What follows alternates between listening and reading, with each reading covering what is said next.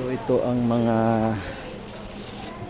Mantikaw ministerial pastors. So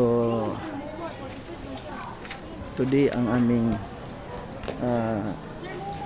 pagsimula sa MBRP, Moral Values Reorientation Program. So ito ang mga pastors, bawat isa sa amin ay i-assign na ng mga rooms. So ito po ang high school, senior high school, junior and senior high school.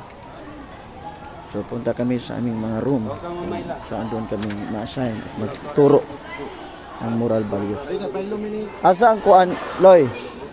Loy, ang grade 8. Grade 8, asa rapita? Apple, grade 8.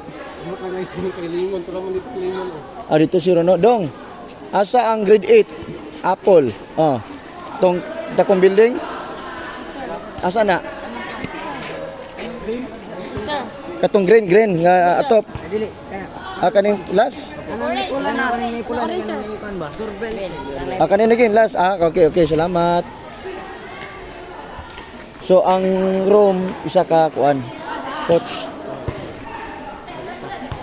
Susugod na sila dito? Okay, proceed na ko sa area.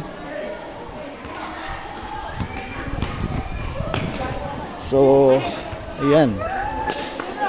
Magsimula na tayo.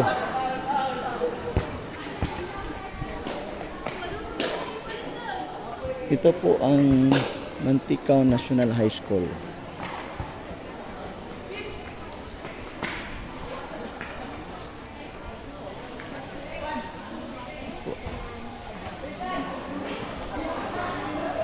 Okay.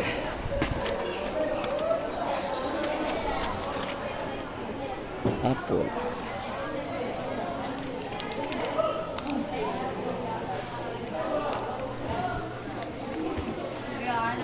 Hapon. Mo ni ang grade 8 Apple? Grade 8 na teacher ninyo? Wala yung teacher? Dire? Ha? Aman daw. So, isa na dia teacher. Kay schedule nato karon diri sa values program. So igo sure after ana ni sir, no? Ninya. Sir Pat. Sir Gret.